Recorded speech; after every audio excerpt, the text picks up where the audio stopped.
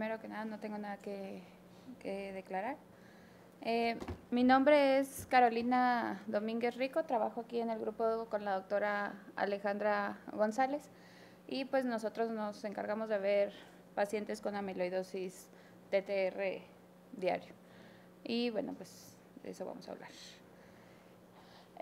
La amiloidosis TTR o amiloidosis por transtirretina es una enfermedad que está causada por el depósito extracelular de fibrillas de amiloide, que ya es un poco como lo que han comentado. Esta enfermedad está causada por una mutación en el gen de TTR que se encuentra en el cromosoma 18, que va a codificar pues, para esta proteína. Hasta el momento se han descrito más de 120 mutaciones que se asocian con la manifestación clínica de esta enfermedad. Por lo tanto, es una enfermedad hereditaria y por su principal característica clínica, que va a ser la polineuropatía, antes era conocida como FAP, que es Familiar Amyloid Polyneuropathy. A manera, pues, como de introducción en cuanto a la proteína, la transtirretina es una proteína que normalmente se encuentra en el cuerpo humano. Antes era conocida como prealbúmina y su función normal en el cuerpo va a ser el transporte de tiroxina y vitamina A en el plasma.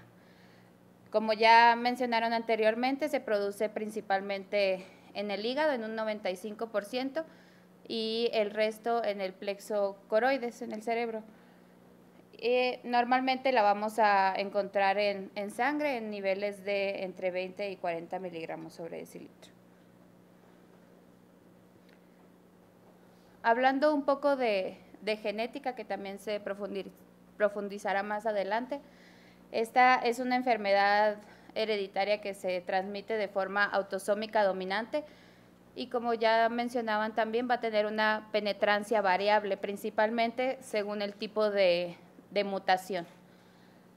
El gen, como ya lo mencioné, el gen de TTR se encuentra en el cromosoma 18 entre el loci 11.2 y 12.1.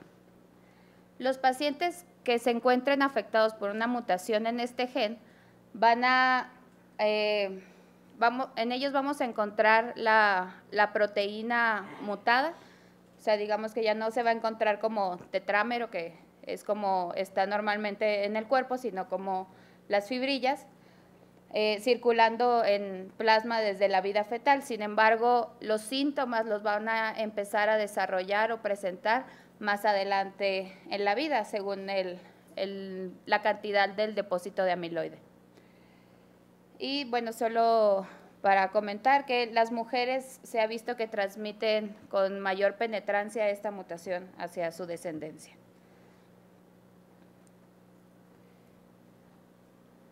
En cuanto a las diferentes mutaciones que se han descrito, podemos encontrar que también, dependiendo de la mutación, vamos a encontrar diferentes manifestaciones clínicas que van en un amplio espectro, que principalmente algunas involucran el sistema nervioso periférico, o sea que principalmente se van a manifestar como neuropatía, y en cambio hay otras mutaciones que se asocian principalmente a cardiopatía por el depósito de amiloide, pero en un amplio espectro podemos encontrar una combinación de ambas características, tanto la neuropatía como la cardiopatía, entre otras manifestaciones que estaremos hablando más adelante.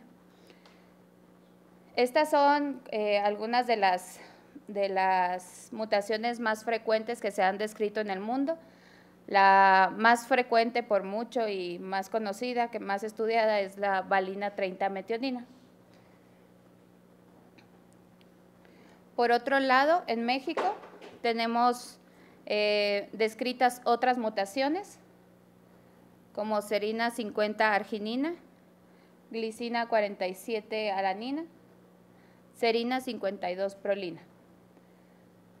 Que, bueno, de las mutaciones descritas en nuestro país, Clínicamente, todas ellas se desarrollan de manera similar a valina 30-metionina.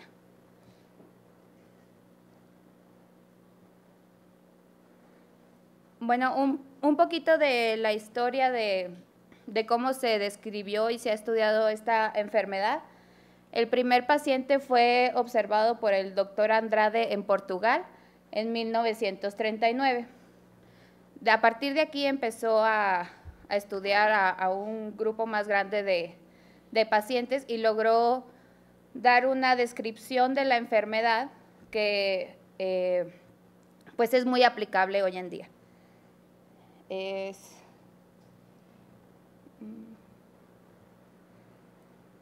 Él la describió como una enfermedad que se presenta en varios miembros de la misma familia, que va a tener un inicio entre la segunda y la tercera década de la vida, en la que a partir del diagnóstico, si el paciente claramente no se encuentra en tratamiento, va a tener una vida de 7 a 10 años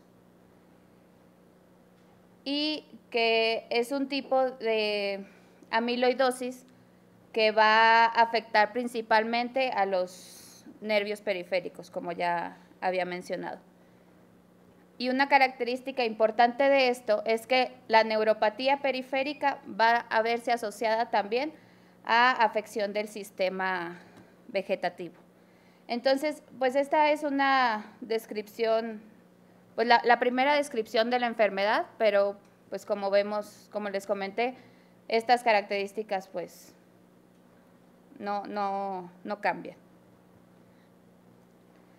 En cuanto a las manifestaciones clínicas, como ya mencioné, más o menos el inicio de la presentación de síntomas va a ser entre la segunda y quinta década de la vida. Van a tener una esperanza de vida después del diagnóstico de aproximadamente 10 años. Sin embargo, todas estas características van a ser muy variables de acuerdo a la mutación que presente el paciente y el grupo etnológico al que pertenezca. Por algún ejemplo, los portugueses y los japoneses tienen un inicio temprano, a los 33 años en promedio, y por otro lado los suecos tienen un inicio más tardío, hasta los 56 años en promedio. Entonces, todo esto hace lo que sea todavía más difícil hacer el diagnóstico, ya que las características van a ser muy diferentes de acuerdo a las poblaciones. En cuanto a las características clínicas más importantes, como ya hemos mencionado, va a ser la neuropatía periférica, tanto sensitiva como motora, que se va a ver asociada a neuropatía autonómica. Pero pues también vamos a encontrar depósitos amiloide en otros órganos, principalmente en el corazón, que nos va a dar las cardiomiopatías. También la podemos encontrar en el aparato gastrointestinal, en ojo y en riñón. En cuanto a la neuropatía, esta va a ser una neuropatía dependiente de longitud, por lo tanto va a afectar a los nervios más largos del cuerpo, que son pues los nervios de las piernas. Principalmente va a afectar a las fibras nerviosas delgadas, lo que va a causar un problema en la sensibilidad de la temperatura y el dolor, causando pues sensación de dolor y entumecimiento en los pacientes. En cuanto a la exploración física, lo que nosotros podemos detectar es una disminución en la sensibilidad del dolor, principalmente en las plantas de los pies, en los primeros meses del desarrollo de la enfermedad. Sin embargo, la sensibilidad superficial y la propiocepción se van a mantener, y los reflejos musculares también. Por ejemplo, pues aquí, si fuera un paciente de reciente diagnóstico, veríamos que solo tienen afectadas, por ejemplo, las plantas de los pies de primera instancia. meses o años después, conforme vaya progresando y acumulándose más el amiloide, va a empezar a elevarse la neuropatía.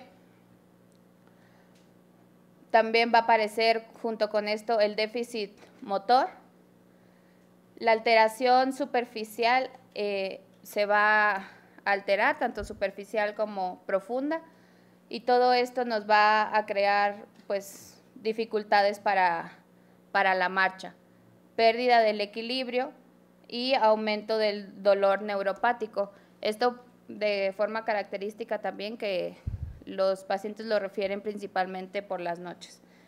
Entonces, se va a ir afectando el nervio de más distal a proximal y vamos a tener nuestra famosa neuropatía en calcetín.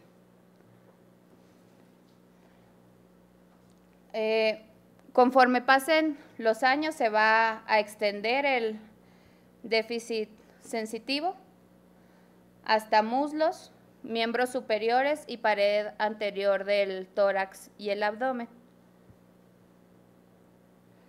Entonces, nuestros pacientes van a verse muy afectados para la marcha, por lo que van a empezar a utilizar pues bastones, andaderas, muletas. Y aquí quise poner esta imagen porque principalmente vamos a ver pacientes jóvenes. Nosotros pensamos en andaderas con pacientes ya de la tercera edad que no pueden caminar por alguna otra cosa, pero esto es característico que son pacientes jóvenes. Lo que he mencionado. Y bueno, claramente pues con todo el déficit motor, la difícil movilidad, vamos a tener también una pérdida del peso y la masa muscular.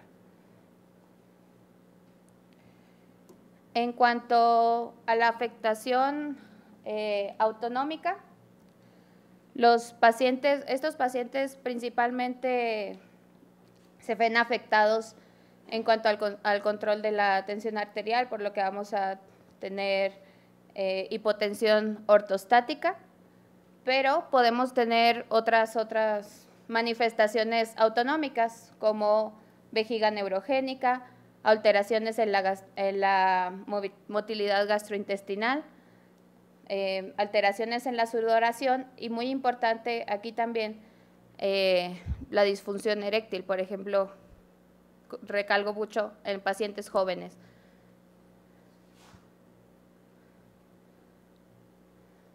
Otras manifestaciones neurológicas que podemos encontrar en nuestros pacientes pueden ser déficits focales de algún par craneal, de algún nervio craneal, alguna raíz nerviosa o algún plexo. Algo muy característico y descrito es el síndrome del túnel del carpo, que si es bilateral, pues ahí nos prende un foquito para sospechar en amiloidosis por TTR. Y algo que quisiera recalcar mucho es que siempre que tengamos a un paciente con neuropatía periférica y no le encontremos una causa, podemos empezar a abordarlo para una disautonomía. En caso de que sí encontremos una asociación a una disautonomía, esto es lo que nos puede llevar a un diagnóstico más temprano de nuestros pacientes, especialmente en aquellos que claramente no tienen un antecedente familiar y no estamos sospechando esto.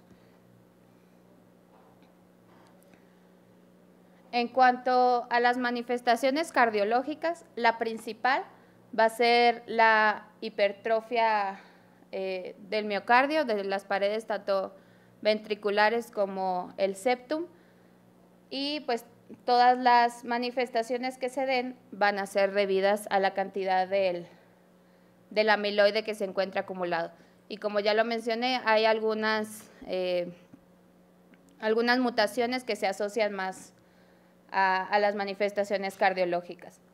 Aquí, de igual forma, el aspecto clínico va a ser muy amplio el espectro.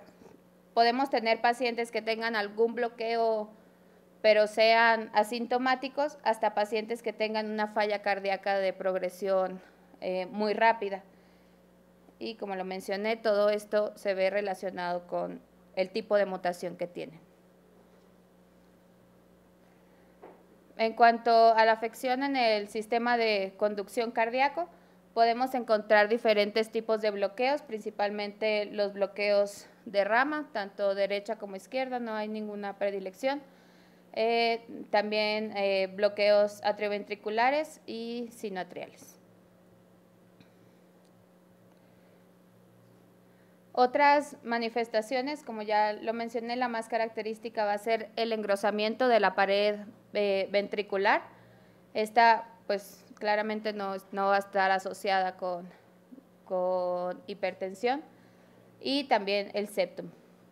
Algo también importante es que no solo los ventrículos, sino también las paredes, ya no señala, las paredes de las aurículas también se van a ver engrosadas por la infiltración. Y de igual manera el tejido valvular también puede estar infiltrado, por lo que pues, se puede asociar a algún soplo o regurgitación. Para el abordaje de nuestros pacientes se les debe hacer pues, constantemente una evaluación cardiológica con electrocardiograma, ecocardiograma, donde aquí podemos ver,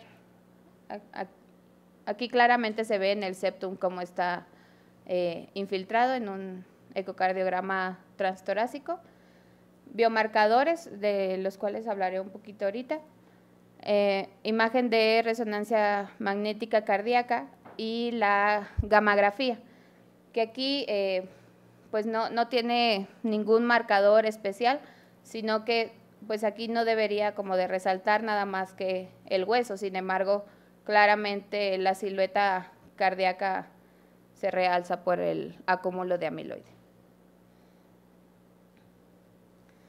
En cuanto a los marcadores, a los biomarcadores, me pareció importante mencionarlo porque creo que es algo que tenemos todos acceso en cualquier hospital. Marcadores como la troponina o el BNP, vemos que se van a ver muy claramente relacionados con el estadio clínico del paciente y, bueno, y su riesgo de muerte.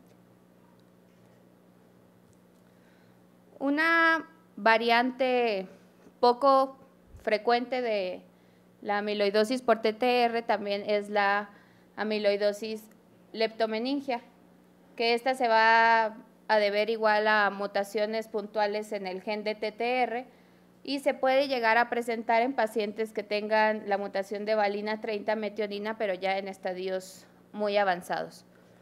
Si recuerdan, al principio les mencioné que no todo la transdirretina se produce en el hígado, sino que alguna parte, una pequeña porción se produce en el plexo coroides. Entonces, esta es la que nos va a afectar principalmente en esta variante leptomeningia, y no va a ser la producción hepática de la transdirretina.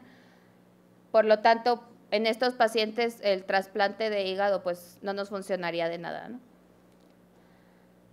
En cuanto a las manifestaciones clínicas de esta variante, la principal manifestación va a ser la angiopatía cerebral por amiloide y pues todas las variantes clínicas que nos puede manifestar. Y por otro lado, pues también se describe la amiloidosis ocular en estos pacientes. Otras manifestaciones, pues este tipo de amiloidosis es una amiloidosis sistémica, por lo tanto nos va a afectar varios órganos. Del que no les he hablado es del sistema gastrointestinal. Aquí los pacientes, de las principales manifestaciones que tienen van a ser la diarrea, la saciedad temprana, náusea y vómito. Y algo para puntualizar también, que es lo que más se relaciona, es diarrea alternándose con constipación, no solamente periodos de diarrea. Y bueno, claramente todo esto nos va a llevar a una pérdida de peso importante. En cuanto a la nefropatía por el depósito de amiloide, esta no es muy común, pero sí se puede presentar y se presenta principalmente por proteinuria y falla renal, elevación de creatinina. Y las demás ya las abordé. En cuanto a diagnósticos diferenciales por amiloidosis por TTR, pues vamos a tener otros tipos de amiloidosis hereditarias, otros tipos de neuropatías periféricas, que va a ser por lo que principalmente va a llegar nuestro paciente a la consulta, que pueden ser la neuropatía diabética o alcohólica, el CIDP, que aquí la manera en la que podemos diferenciarlos es que el CIDP va a afectar a fibras nerviosas más grandes y no va, pero en amiloidosis TTR generalmente no tenemos alteraciones en las velocidades de conducción nerviosa en estadios tempranos, y en el CIDP sí. Y en el CIDP tampoco se asocia a neuropatía autonómica. Entonces, en resumen, ¿en qué pacientes vamos a sospechar que tengan amiloidosis por TTR? En algún paciente que tenga historia familiar de neuropatía, especialmente si estos antecedentes que tienen también se asoció a alguna falla cardíaca. En pacientes que nos llegaron por neuropatía, pero no encontramos una causa clara. Como ya les había mencionado, el síndrome del túnel del carpo, especialmente si es bilateral o requiere de tratamiento quirúrgico. Cuando tenemos asociada a la neuropatía también alteraciones de la motilidad gastrointestinal. Cuando nos llega algún paciente con disautonomía, que tampoco tenemos un origen muy claro. Cardiomiopatía que tenga las características que ya les mencioné, que principalmente el engrosamiento de las paredes ventriculares en ausencia de hipertensión. Un bloqueo AB avanzado también de origen desconocido. Y en caso de que lo abordemos por el lado de oftalmo, pues que encontremos inclusiones en el cuerpo vítreo. Pero bueno, ya sospechamos que el paciente tiene amiloidosis por TTR. ¿Cómo la vamos a diagnosticar? Existen muchos métodos diagnósticos para amiloidosis TTR. Vamos a hablar de los que principalmente utilizamos aquí. Como ya mencionaban en pláticas anteriores, pues necesitamos por fuerza una biopsia que nos demuestre el depósito del amiloide en el tejido. Esta biopsia se va a teñir con la tinción de rojo Congo y vamos a encontrar el color verde manzana en la refringencia, en la birrefringencia con luz polarizada. ¿Qué tejidos podemos utilizar para estas biopsias? Se pueden utilizar prácticamente pues, de cualquier órgano donde sospechemos que esté el depósito, pero pues por riesgos y costo-beneficio y las comorbilidades que pueda tener el paciente, la que se prefiere siempre va a ser la de grasa abdominal. Y pues aquí solo de manera característica la tinción de rojo Congo en luz normal, y aquí vemos el verde manzana ya bajo luz polarizada. En cuanto al diagnóstico genético, aquí hacemos las pruebas genéticas por muestras de saliva. Bueno, se envían para estudiarlas, pues, pero aquí las tomamos así. Esta prueba se hace solo de forma voluntaria, o sea, solo que el paciente quiera, o sea, aunque toda su familia tenga amiloidosis y sea muy probable que la tenga también. No podemos obligar a nadie a que se haga la prueba. Y muy importante también que son puros pacientes mayores de edad, que puedan entender pues todas las consecuencias médicas, psicológicas que pueda conllevar un resultado positivo de esta prueba. Bueno, también cada vez que llega un paciente le vamos a hacer un cuestionario de síntomas primero para pues ver si ya empieza a manifestar síntomas o no, si tiene antecedentes o no, antecedentes familiares, y se manda a hacer la prueba y pues ya vemos si es positiva, negativa y se da el seguimiento, como les voy a decir ahorita. En cuanto al abordaje de estos pacientes, ya dado con una prueba positiva, se ve por el servicio de neurología, haciendo secuencialmente evaluaciones neurológicas completas, lo que ya mencionaba ahorita Omar, el test cuantitativo de la sensibilidad a la temperatura y a la vibración, de las velocidades de conducción nerviosa, estudios de hipotensión postural, en caso de que tengan algún atrapamiento de alguna otra raíz nerviosa, pues también se estudia. En cuanto a la evaluación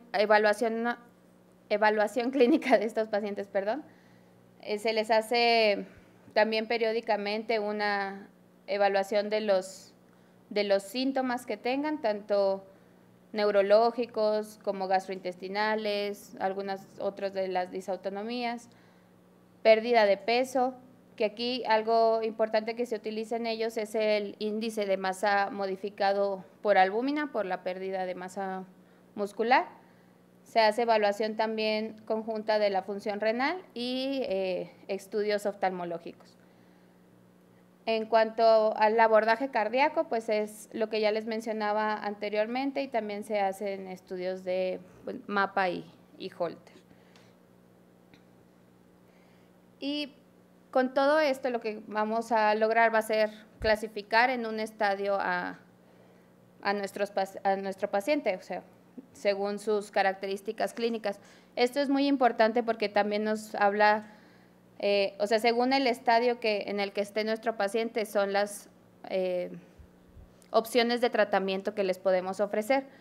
En los pacientes en estadio 0 no tienen ningún síntoma, por lo que tampoco se aconseja que se dé ningún tratamiento.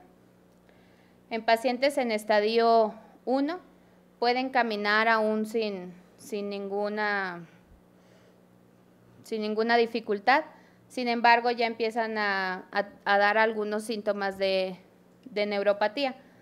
Aquí es cuando se pueden empezar a dar algunos tratamientos y cuando de manera preferente se debe de ingresar al paciente a la lista de espera para trasplante.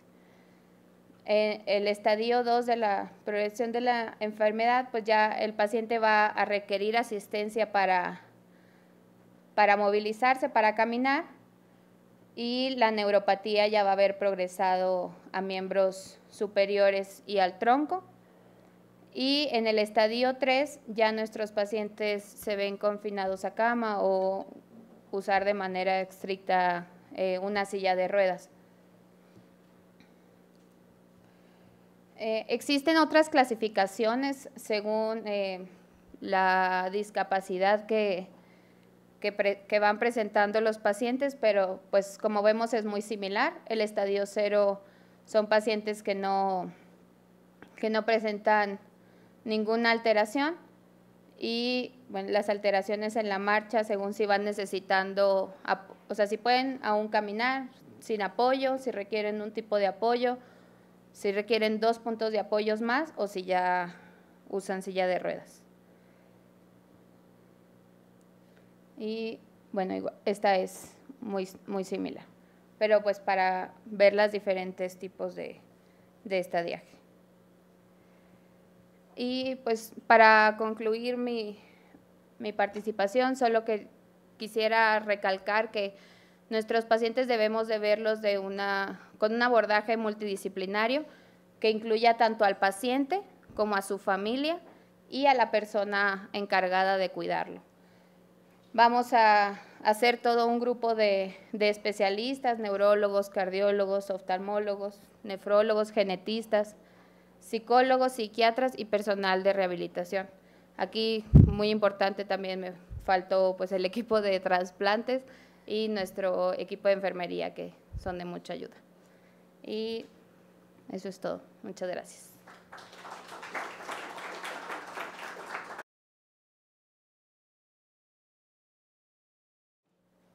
Buena tarde, muchas gracias, doctora, y pues feliz de estar en casa nuevamente.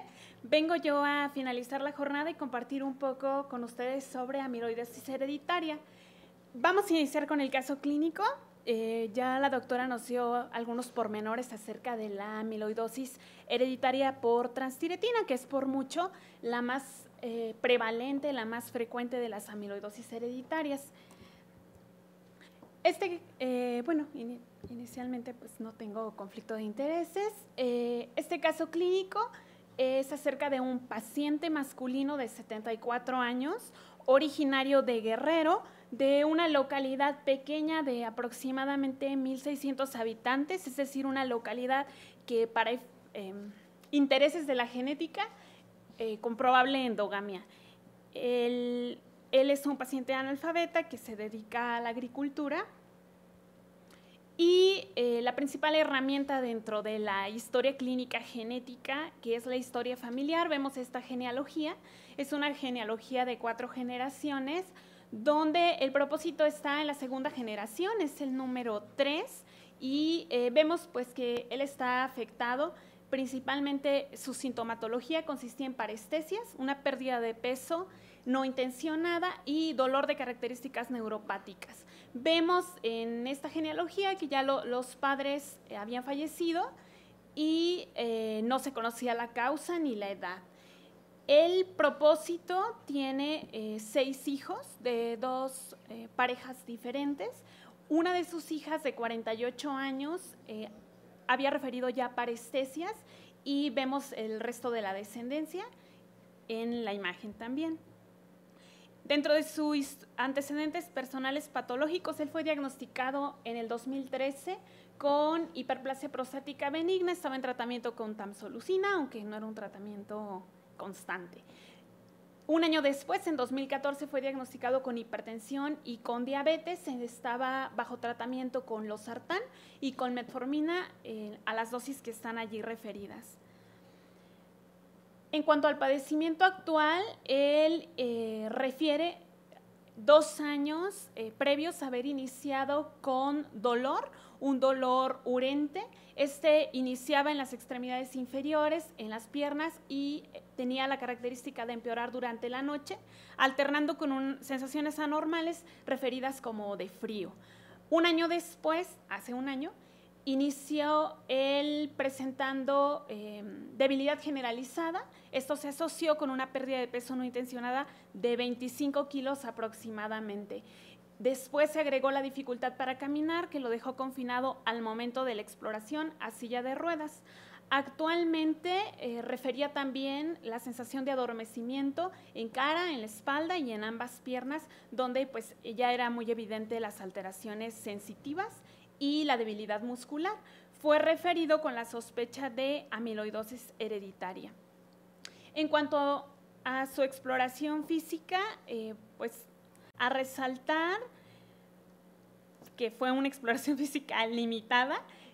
Prácticamente las alteraciones de la sensibilidad y de la fuerza, que se encontró con extremidades superiores con fuerza 3 de 5, una disminución en la movilidad de ambas manos, los reflejos osteotendinosos disminuidos en las extremidades superiores y ausentes en los miembros inferiores, donde todavía la fuerza muscular era menor, clasificada como 2 de 5. Se le realizaron algunos exámenes a su ingreso, entre ellos laboratorios, que pues su glucosa alterada con respecto a su patología de fondo. El resto de las pruebas prácticamente sin nada que resaltar. Y dentro del gabinete sobresale la ecocardiografía, que mostraba un remodelamiento concéntrico de ventrículo izquierdo con una fracción de eyección disminuida en 55% y disfunción diastólica, con regurgitación leve de la válvula mitral. La electromiografía fue reportada una radiculoneuropatía axonal y desmielinizante, es decir, mixta en ambas extremidades. Y las velocidades de conducción nerviosa mostraban una polineuropatía de predominio axonal con desmielinización secundaria, sin respuesta a la estimulación eléctrica de los nervios mediano cubital y el nervio sural. Evidentemente este paciente fue visto por las diferentes especialidades y finalmente su caso concluyó con el diagnóstico de amiloidosis hereditaria, en la que se encontró una variante patogénica en el gen TTR, una mutación en estado heterocigoto, y adicionalmente en CIS, una variante de significado incierto, que están referidas aquí.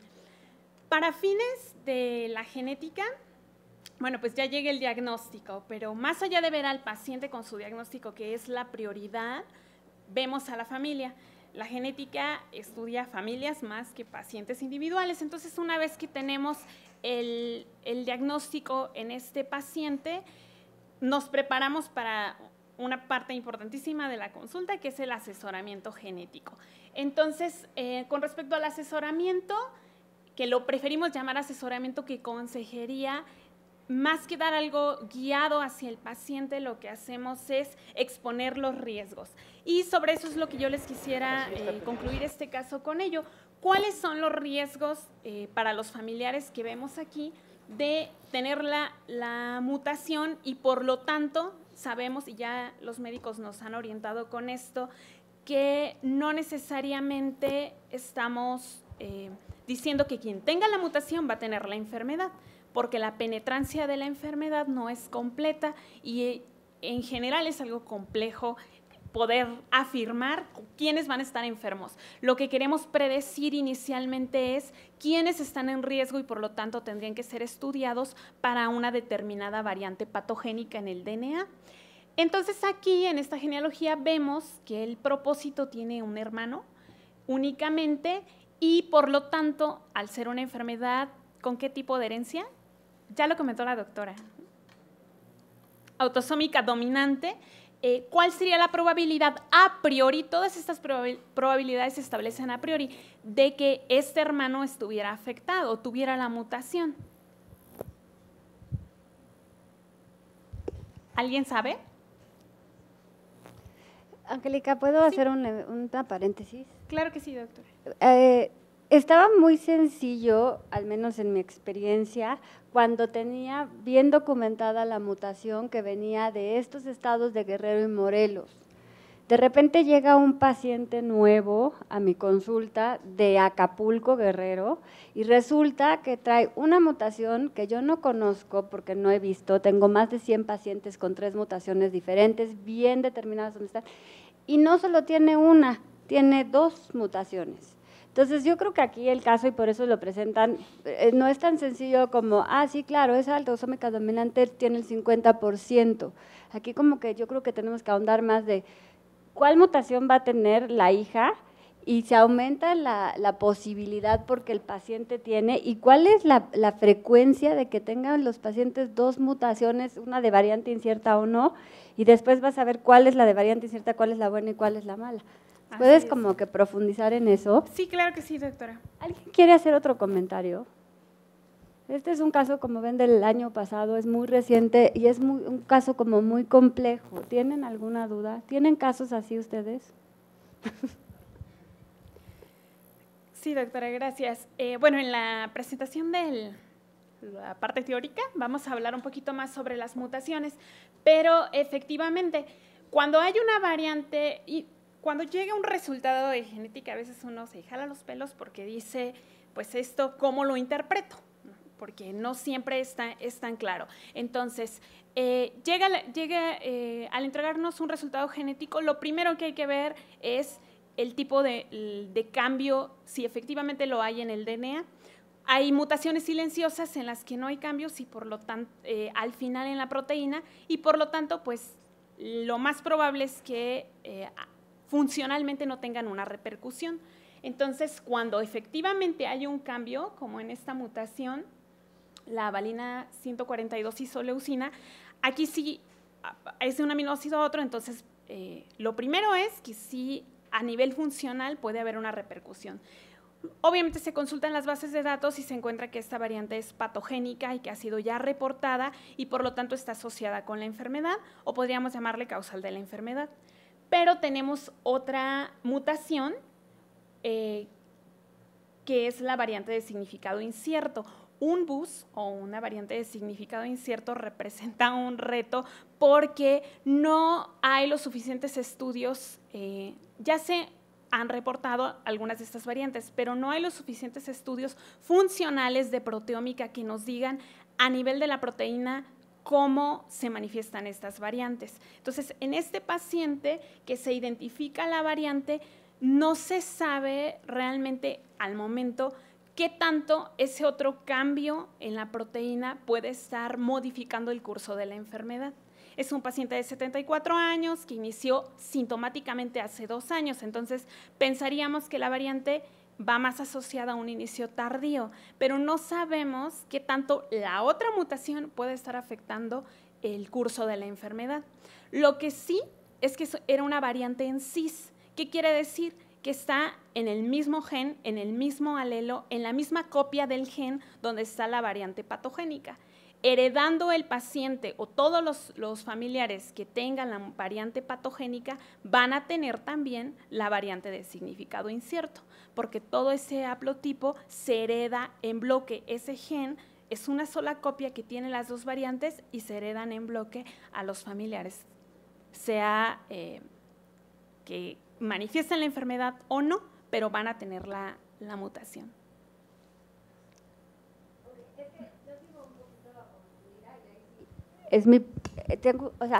Este paciente muy probablemente tenía un papá o una mamá con tanto el gen de mutación patológica junto con, es decir, estos dos vienen juntos desde sus ancestros o en algún momento hubo variantes en ambos padres. No, al estar en cis vienen las dos mutaciones de del mismo origen, ya sea paterno o materno. Y no aumenta entonces la probabilidad de transmitirla. No aumenta la probabilidad de transmitir. Lo que sí es, no sabemos qué tanto modifica el curso de la enfermedad. Dentro de las variantes no amiloidogénicas que se han descrito para TTR, hay solo una que se ha podido caracterizar su comportamiento y es una variante que al contrario hace que la enfermedad tenga un inicio más tardío o incluso casos de no penetrancia. Entonces, esa ha sido la única variante que está como tal etiquetada, digamos, no protectora, pero sí que enlentece el curso de la enfermedad.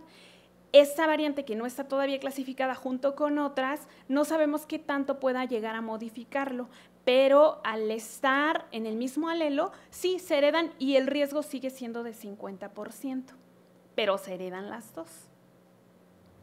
Porque la pregunta aquí es, en relación a la hija, yo tengo el caso es clásico de amiloidosis y tiene una variante patogénica, me queda claro. Y la otra pienso que va unida, pero a la hora de hacerle el estudio a la hija sale solamente con la variante de significancia incierta. Entonces, únicamente reportada en el estudio y no sale con la otra mutación. Entonces, ahí es donde yo digo, bueno, la incierta es tan incierta o ya le podemos dar como una connotación patológica, tenemos que esperar qué pasa con el paciente. Claro. Y también, doctora, es raro, pero pueden llegar a haber casos también de entrecruzamiento. Es decir, cuando nosotros llamar en cis o llamar en trans a una mutación, no sé si a partir de ahí este término queda claro, llamar en cis a dos variantes, a dos eventos en el DNA, quiere decir que están en el mismo cromosoma. Ajá. Y llamar en trans, pues quiere decir que una está de un lado y otra del otro, por lo tanto una tiene origen paterno y otra materno, haya venido de donde haya venido la variante patogénica. Pueden ocurrir casos de entrecruzamiento. ¿Qué quiere decir esto? Que al momento de nosotros heredar nuestros genes, puede haber que pasen de un cromosoma al otro. Y entonces, ya sea que un cromosoma pierda la patogénica o el otro gane la de significado incierto, al heredar, entonces se están heredando una u otra y no las dos. Puede llegar a ser algo de esto. Lo que llama la atención, pues evidentemente es que la hija tiene síntomas, o bueno, tiene parestesias. Entonces, con ella, esa variante, ¿qué tan benigna pueda ser o qué tan patogénica pueda ser? Y entonces no ser una variante, sino una mutación causal de amiloidosis familiar. Combinado un poco a la presencia de una variante de significado incierto en el mismo gen de una variante ya detectada como patogénica. ¿Qué posibilidad hay de que la variante de significado incierto modifique la expresión de la variante patogénica? Sí, esta variante pues no está caracterizada, ¿no? Como para que yo pudiera hablar específicamente de ella, pero el cambio, al inicio, hablando de qué tanto pudieron no modificar la función de la proteína, o en este caso que sabemos que la patogénesis de la amiloidosis no va tanto a lo funcional, sino va a lo estructural, y por lo tanto la tendencia a la formación de amiloide. Lo primero que se puede caracterizar en una variante es el cambio, qué tan drástico es de un aminoácido al otro. Cuando dos aminoácidos pertenecen al mismo grupo, probablemente el cambio no sea tan significativo porque las cargas, el tipo de interacciones no covalentes que van a tener van a ser similares. En este caso, la variante, que es esta, estamos teniendo el cambio de una tirosina por una histidina. Una tirosina es un aminoácido hidrofílico y una histidina es un aminoácido básico. Entonces, sí, probablemente a nivel funcional, sí tenga repercusiones y en las interacciones también. Lo que no vemos con respecto a esta, que ya es una mutación conocida, de fenotipo tardío, sobre todo cardiomiopatía, no vemos una modificación importante en la expresión de la enfermedad, porque estamos viendo un paciente de inicio tardío, un paciente que efectivamente tiene debilidad, fatiga, un ecocardiograma característico de cardiomiopatía restrictiva. En ese sentido no vemos tanto la modificación, pero sí se requerirían estudios funcionales para conocer si efectivamente la variante es benigna, incierta o patogénica. De acuerdo, gracias. Pero también, si no tenemos esos estudios y la hija empieza a demostrar una sintomatología parecida, yo creo que ahorita ya está joven porque el papá empezó muy tarde. Sí. Pero también nos podría decir, bueno, esa que era variante incierta, pues no parece tan incierta. Así yo es. creo. La caracterización de una BUS, de una variante de significado incierto, pues tiene muchas ramas.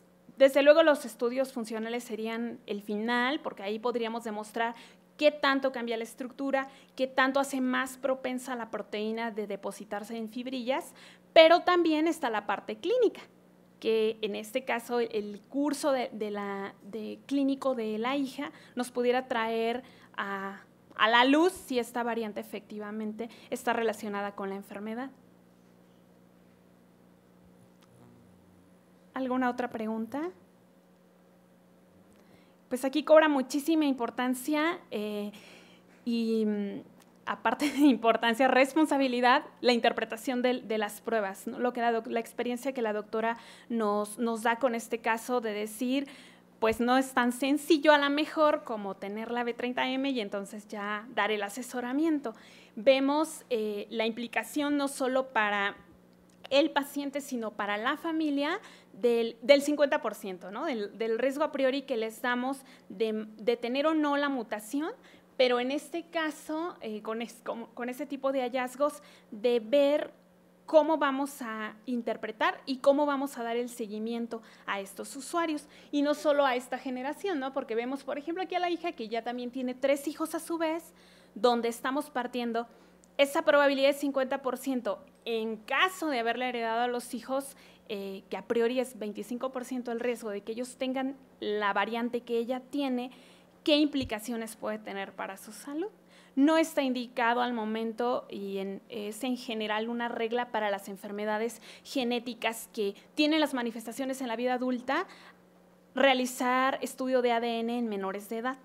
Pero en su momento, tanto esas cosas pueden cambiar, como los mismos cursos de las enfermedades nos pueden dictar más bien qué sería lo mejor en cuestión de test predictivos, hablando de DNA. ¿Sí? ¿Algún otro comentario?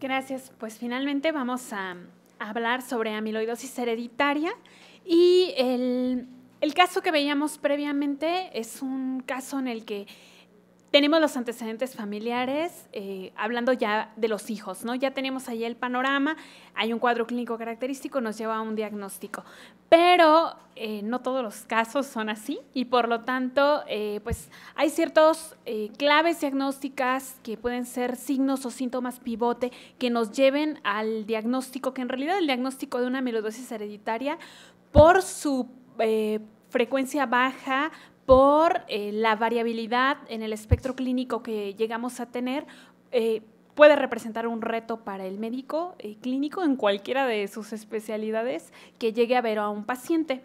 Entonces, el objetivo de esta plática es presentarles a ustedes esos claves o esas pistas dentro de las enfermedades genéticas que nos pueden orientar para tener un diagnóstico certero con estos pacientes.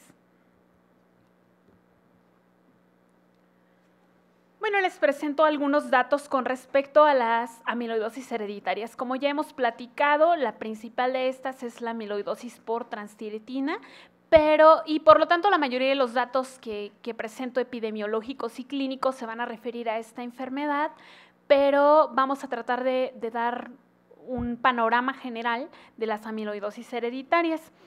Son un grupo de enfermedades, todas estas autosómicas dominantes, que se caracterizan por el depósito de proteínas insolubles que se asocian en fibrillas en la matriz extracelular, es decir, la definición del amiloide. La más común de estas es la amiloidosis por transtiretina y tenemos algunos datos con respecto a su prevalencia. La frecuencia de la mutación, más frecuente es estimada en 1 en 100,000 personas, lo que clasifica a la ATTR como una enfermedad rara por definición. Pero cuando vamos viendo todas estas historias de estos pacientes, pues vemos que en sí no es tan rara y que hay regiones endémicas donde, gracias a los estudios durante años que se han hecho, hemos podido caracterizar esta enfermedad. En estas regiones la prevalencia puede ser tan alta como 1 en 500 personas. Y para ciertas variantes, sobre todo las de inicio tardío, hay datos que sugieren que la prevalencia pudiera ser más alta todavía. La mutación más frecuente en los Estados Unidos, se cree, es la valina 122 isoleucina, que es la más prevalente en la población afroamericana, y se cree que la frecuencia alélica de esta puede ser de hasta 4%. La penetrancia, que ya hablábamos de ella, es variable y en algunas regiones endémicas la penetrancia es baja, más bien, por ejemplo, en Suecia la penetrancia de la B30M está alrededor de 50%, mientras que en Portugal la misma variante tiene una penetrancia alrededor del 90%, por ahí de la séptima década. Entonces, esta variabilidad no está bien definida, ¿qué lo está dictando? Pero sí sabemos que no es predecible en sí el comportamiento determinado de una mutación identificada en TTR. Y esto es a lo que vamos, ¿no? Que el llegar al diagnóstico final de un paciente es complicado. Generalmente un paciente pasa varios años yendo a varios especialistas, varias consultas, hasta llegar al diagnóstico final y definitivo de su enfermedad. Y este tipo de apertura de los diferentes especialistas, el equipo multidisciplinario que trata un paciente, tiene ese objetivo. que conozcamos cómo diagnosticar una enfermedad o cómo sospecharla, porque para diagnosticar pues hay principalmente dos componentes. Uno, tener la sospecha de la misma, y lo segundo, tener las herramientas diagnósticas adecuadas que nos lleven al diagnóstico final. Este cuadro trata de resumir las amiloidosis hereditarias.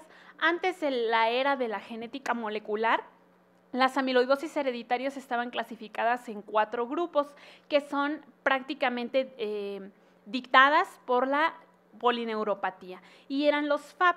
Había la FAP1, que era la polineuropatía amiloidótica familiar clásica o prototipo, que estos pacientes correspondían a aquellos que la mutación identificada era la valina 30-metionina, y estaba caracterizada por una polineuropatía inicialmente sensitiva, después motora, que iniciaba en el adulto joven y que progresaba con disfunción autonómica de una manera más o menos lenta. Y una vez que se tuvo la identificación de los genes mutados, pues se conoce como la amiloidosis TTR neuropática. Pero también en la FAP2 había otra variante que en aquel momento se clasificó como la variante indiana, que esta iniciaba antes que en extremidades inferiores con síndrome de túnel del carpo. Esta después igual se supo que se debía a mutaciones también en TTR, pero otras mutaciones sobre todo del exón 3. En cuanto a la FAP3, que digamos es la clasificación clásica, ahora sabemos que corresponde a mutaciones en otro gen, el gen de la polipoproteína A1, que ya el doctor Contreras creo estaba comentando sobre este gen ApoA1 se localiza, su locus es 11q23, y esta amiloidosis cursa con polineuropatía, pero a la par de nefropatía, una nefropatía más bien parecida a la nefropatía de la amiloidosis primaria, a excepción de que no cursa con síndrome nefrótico. Entonces, esa nefropatía característica más la neuropatía llevó al diagnóstico de estos pacientes que adicionalmente tenían otros datos, entre ellos sordera, sangrados de tubo digestivo también.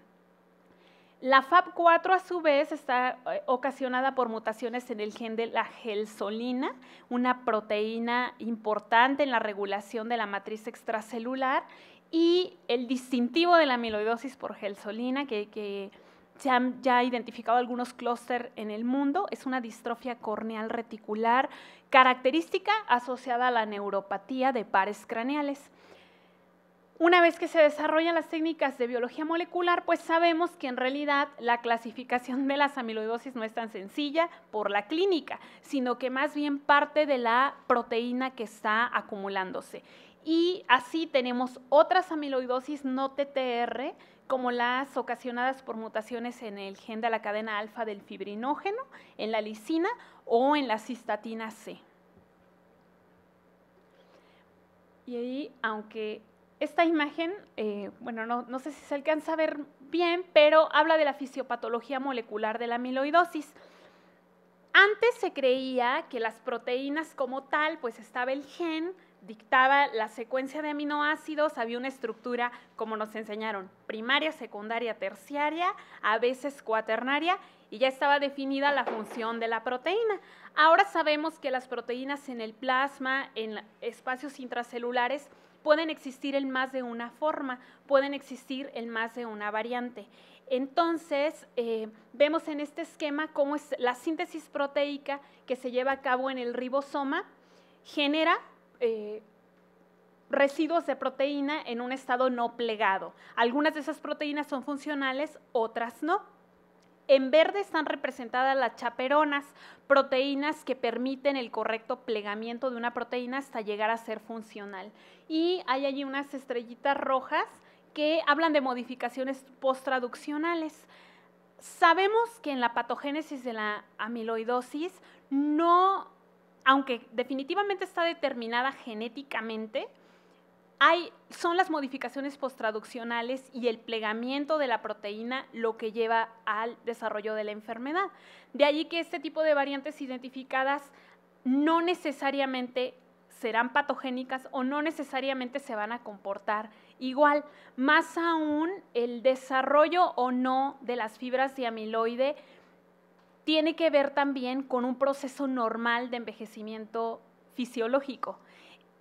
De ahí que nos preguntamos por qué si el defecto como tal de la amiloidosis hereditaria estén en los genes y están desde el desarrollo embrionario, ¿por qué no se desarrolla la amiloidosis sino hasta la etapa adulta? O algunas veces nunca se desarrolla. He allí todos los huecos que hay todavía con respecto a la patogénesis y a cómo el envejecimiento influye en el desarrollo de la enfermedad. Hay, digamos, dos vertientes principales en la patogénesis. Por un lado, que la proteína mutada se sintetice, pero sus mecanismos de degradación se vean alterados, se alteren por la mutación o se alteren por la tasa de síntesis de una proteína no funcional. Y por otro lado, que la sobreproducción de una proteína no funcional se lleve a acumular por simple interacción entre las proteínas. Tienen ciertas características estas proteínas y es lo que traté de concentrar en esta imagen. Aquí están representadas todas las proteínas que han sido asociadas con amiloidosis hereditaria y las pudiéramos clasificar. Sabemos que a nivel de microscopía electrónica el amiloide está formado por hojas beta plegadas, que esta es una de las estructuras secundarias principales que adoptan ciertas proteínas globulares. Entonces, a partir de esa información, pensaríamos que las proteínas que son más propensas a desarrollar amiloidosis son aquellas que en su estructura silvestre o normal tienen hojas beta plegadas, como es el caso de la TTR. La transtiretina, 60% de su estructura son hojas plegadas beta. Entonces, de allí que de forma natural, fisiológica, tiene una tendencia a agregarse y a formar fibrillas de amiloide.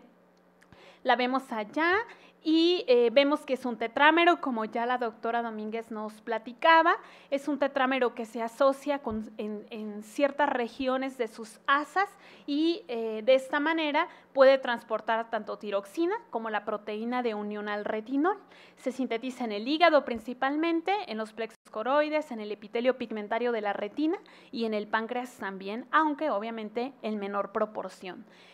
Esta, al igual que la gelsolina, básicamente sus estructuras son de hoja beta plegadas, entonces tienen esa tendencia a agregarse de esta manera. Pero hay proteínas que no, que su estructura principal son alfa-celis, es decir, son proteínas lineales como la cadena alfa del fibrinógeno y también la cistatina C. Son una secuencia prácticamente lineal de aminoácidos, pero las mutaciones involucradas en las enfermedades asociadas cambian aminoácidos clave en el clivaje o en los cortes de las modificaciones que se les hacen a estas proteínas, de modo que si se alteran esos sitios, los residuos que quedan de este clivaje son los que se llegan a acumular.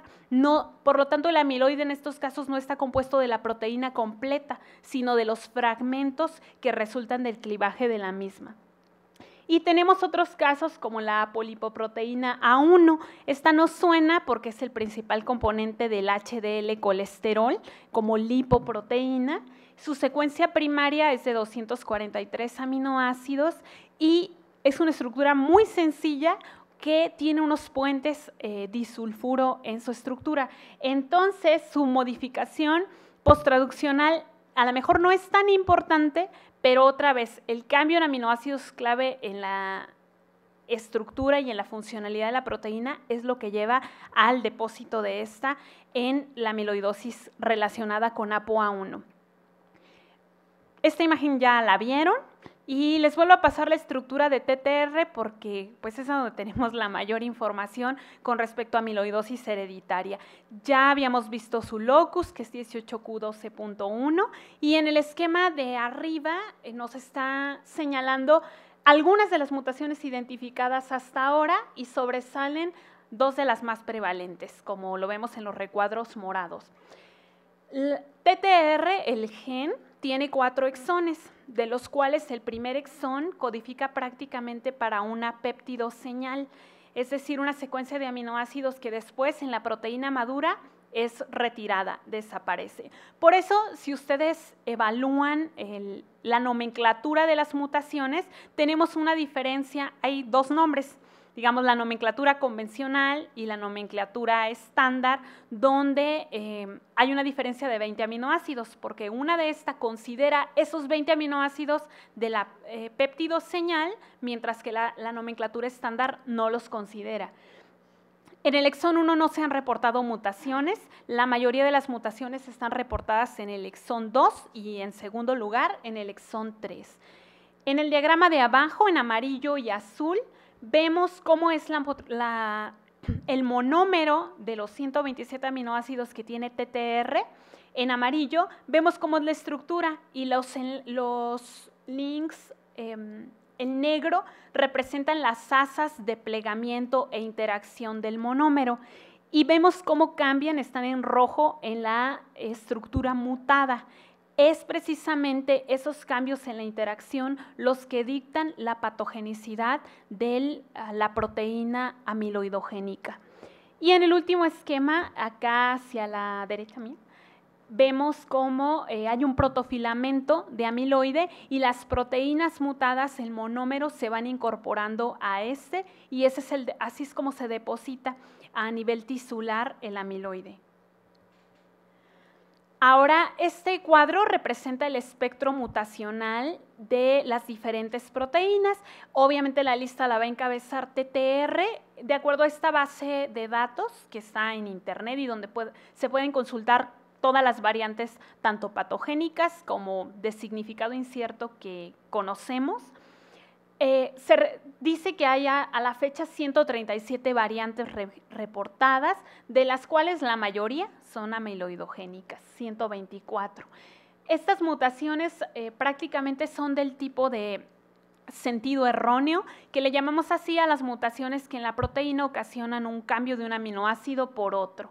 Hay una de lesión registrada, que es la de la valina 122, y se ha reportado también, hablando de estas rarezas de la genética, como el caso clínico que hablábamos, de homocigotos. En regiones endémicas hay individuos que son homocigotos. Se ha reportado eso para la B30M y también para la valina 122 isoleucina. En el caso de APOA1 hay 20 mutaciones identificadas. En estas tiene un poco que ver con lo que platicábamos, que no todas las proteínas se agregan por la misma causa. Entonces, en estas sí se han reportado otro tipo de mutaciones, entre ellas las que cambian el marco de lectura. En el caso de gelsolina, solo hay 4 mutaciones reportadas y hay un hotspot. Hotspot es un término que se refiere a un punto del genoma tendiente a mutar. Entonces, ese hotspot se ha reportado, es el aspartato 187, y por eso vemos al menos 2 mutaciones diferentes en el mismo codón. En FGA hay 15 mutaciones asociadas con amiloidosis, allí vemos cómo están caracterizadas y se ha reportado ya un efecto fundador en el norte de Europa. Es esta mutación que vemos, un ácido glutámico en la posición 256.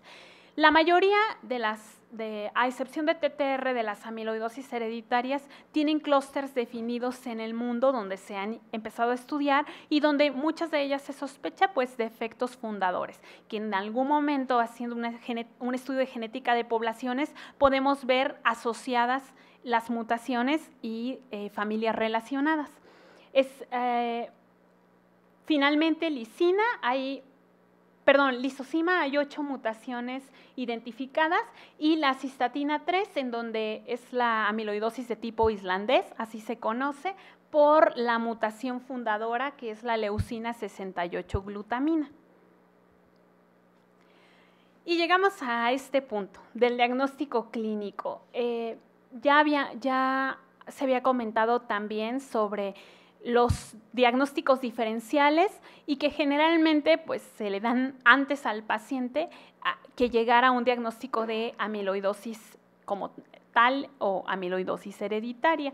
Entre estos está la polineuropatía axonal idiopática, que ya se había señalado, y otros tipos de polineuropatía, incluso otras enfermedades genéticas, entre ellas el Charcot-Marie-Tooth, por la neuropatía típica de las extremidades inferiores, o la enfermedad de neurona motora. Incluso en estadios muy tempranos de la enfermedad, una neuropatía diabética es indistinguible de una neuropatía por amiloidosis hereditaria. De aquí que pensar en amiloidosis hereditaria es el punto clave para llegar al diagnóstico. Y vemos en este cuadro, están representados algunos de los órganos afectados por esta enfermedad multisistémica y la idea es llevarnos a los datos iniciales. Sabemos que al final, pues prácticamente todos los órganos están afectados en todas, pero los datos iniciales. TTR como tal va a iniciar, lo clásico, el síntoma clásico de la enfermedad es la neuropatía, que ya había sido descrita anteriormente. También algunos pacientes, alrededor de un 30%, su primera manifestación puede ser la enteropatía por la disautonomía y la dismotilidad intestinal. Un porcentaje pequeño van a llegar a presentar fatiga como un dato de cardiomiopatía y también algunos pudieran tener datos en orina. Estos son síntomas iniciales. Evidentemente, si se les hiciera electrocardiografía a todos, pues a lo mejor encontramos un 70% de pacientes que ya traen cambios electrocardiográficos, pero esto es en relación al paciente y a los síntomas que se refieren. Es más interesante, aunque son más raras, distinguir en cuanto a diagnóstico diferencial las otras amiloidosis hereditarias. Por ejemplo, porque allí hay como ciertos datos que nos pudieran decir yo asocio tal y puedo sospechar directamente amiloidosis hereditaria. Y por eso los puse aparte. Evidentemente la amiloidosis por TTR del fenotipo de cardiomiopatía principalmente, pues va a iniciar con esos datos y no vamos a tener mucho de lo neuropático. Pero un ejemplo, mutaciones en FGA se presentan prácticamente con nefropatía y a veces indistinguible de una amiloidosis AL. Incluso se cree que dentro de esas cohortes de amiloidosis AL seguramente hay algunos pacientes que realmente tienen amiloidosis hereditaria porque la nefropatía es prácticamente la misma.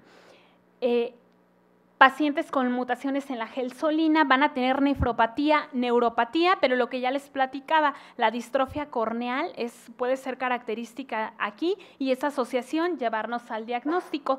Y finalmente, las mutaciones en APOA1 que se llegan, puede ser el dato inicial, úlcera péptica.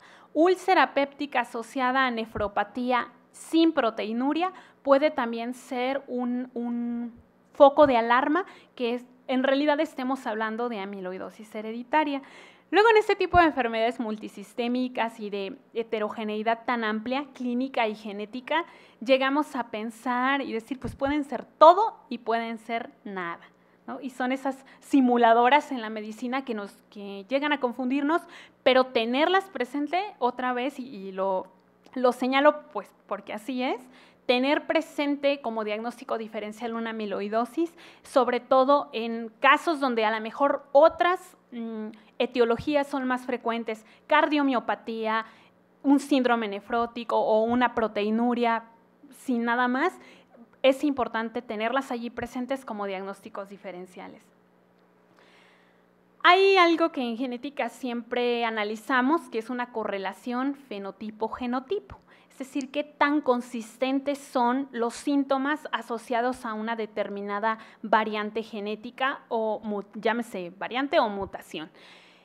En el caso de amiloidosis, la correlación genotipo-fenotipo es complicada porque hay una heterogeneidad muy amplia. Tanto el mismo genotipo nos puede dar diferentes manifestaciones clínicas, como en una misma familia que comparten una mutación, la expresividad es variable. La edad de inicio es muy amplia, la progresión a la discapacidad o a la muerte en el caso de las diferentes manifestaciones clínicas es variable también. Entonces les pongo aquí, como dicen, un ejemplo basta, en este caso 3 ejemplos bastan, en donde una es la B30M, tan caracterizada y tan conocida. Allí se ve el mapa de los principales clústeres donde ha sido identificada y vemos, por ejemplo, la edad de inicio. Puede ser tan temprano como la adolescencia o tan tardío como la 9ª década, ¿no? Y la penetrancia, que ya hablábamos, es muy variable, incluso en las regiones endémicas, y que se ha visto en estas mismas anticipación. Es decir, conforme avanzan las generaciones, la enfermedad se presenta de manera más temprana. Otro de estos ejemplos es la principal mutación asociada al fenotipo de cardiomiopatía, la valina 122, y en esta pues también vemos que las modificaciones que hay con respecto a su penetrancia no son bien conocidas, de modo que hay pacientes que nunca se llega a realizar el diagnóstico a pesar de la alta prevalencia que tenemos de la mutación, que ya hablábamos, puede ser tan alta como alrededor de 3.5, 4%. Y pongo en el medio la mutación de la S50R, que es una mutación identificada en la población mexicana, también en la población británica, pero digamos que hay cierta experiencia ya con respecto a esa mutación, aquí en el grupo con la doctora González, y como el comportamiento también es variable, aunque en general se ha clasificado como de inicio temprano, de progresión lenta, parecido a B30M, y aparentemente también en algunas regiones mostrando anticipación. Finalmente, una vez que se ha hecho la sospecha diagnóstica de alguna de estas amiloidosis, y principalmente nuevamente ATTR, vamos a las herramientas diagnósticas adecuadas, que es lo que estábamos ya comentando. Y en ellas, aparte de la biopsia que nos va a demostrar que está el amiloide allí, tenemos que llegar al diagnóstico final. Y en el caso de la enfermedad hereditaria, el diagnóstico final es una prueba de ADN. En estas pruebas genéticas vamos a tener 2 principales. La primera y la más universal, la secuenciación. Cuando yo no conozco, sospecho la enfermedad, pero no conozco la mutación, tengo que hacer una prueba que me lea todo el gen, y esa es la secuenciación de DNA. Entonces, la secuenciación sirve para las 2 cosas, tanto si conozco la mutación ya en una familia o estoy haciendo un diagnóstico de novo. Y por otro lado, una prueba dirigida. Una prueba dirigida es cuando ya hay una mutación identificada, entonces en la familia voy y busco dirigidamente esta prueba.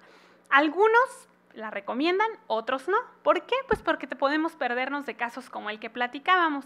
Si vamos y hacemos solamente la mutación dirigida, el resultado de ADN nos va a decir, ¿la tiene o no la tiene? Pero no nos va a hablar de ninguna otra variante, de ningún otro cambio en el DNA. Y en cambio, si tenemos la secuenciación, podemos tener toda esta información extra acerca de el código completo de la proteína. Y aquí les pongo el ejemplo de 2 resultados. Por un lado está una prueba de secuenciación, en donde este es un cromatograma, así es como se reporta. Cada una de las bases del DNA, que son 4, tiene un color representado, y cada uno de los picos quiere decir que hay una base en determinada secuencia. Lo habitual para una secuencia conocida y normal es que veamos un pico por cada espacio, de modo que la secuencia vaya completa e idéntica en cada lugar. Vemos allí señalado con la flecha un resultado anormal. Este es una persona heterocigota para una variante, es decir, en esa posición que nos está señalando allí, tiene tanto una T, que es la timina, como una G, que es la guanina, y por eso vemos 2 picos en la misma localización. Ese es un paciente heterocigoto. Ese es un resultado. No nos dice en cuál cromosoma está la T y en cuál está la G, pero vemos que está superpuesto y ese es un resultado positivo para el caso que estamos viendo. Como enfermedad autosómica dominante, basta una copia en alguno de los alelos mutados para que se desarrolle la enfermedad. Y al otro lado tenemos el resultado de una prueba dirigida. Este es un PCR-RFLP. Se conoce, por aplicación de las técnicas de biología molecular, que se pueden generar las mutaciones pueden generar o suprimir ciertos sitios donde enzimas de restricción, que originalmente fueron descritas en bacterias y ahora se usan en la biología molecular, pueden cortar fragmentos de DNA. Esa es la base de la prueba de PCR-RFLP. Entonces, aquí vemos cómo el control o lo habitual es que para la proteína TTR haya un fragmento. Y cuando tenemos el caso de una mutación, ese fragmento es cortado en 2 fragmentos a su vez, uno de 347 pares de bases y otro de entre 210 y 214. Entonces, cuando ya hay una mutación identificada y coincide con un sitio de restricción, se puede llegar a hacer esto, que obviamente es un estudio más grueso, nos da menos información, pero nos permite tener un resultado rápido de un paciente en el caso de que querramos dirigir el diagnóstico. Finalmente, y las guías europeas, sobre todo, que han desarrollado ya todo un protocolo para el estudio de amiloidosis hereditaria, sugieren la secuenciación como la herramienta genética definitiva para llegar al diagnóstico de amiloidosis hereditaria. Y esto es todo. ¿Algún comentario o alguna duda?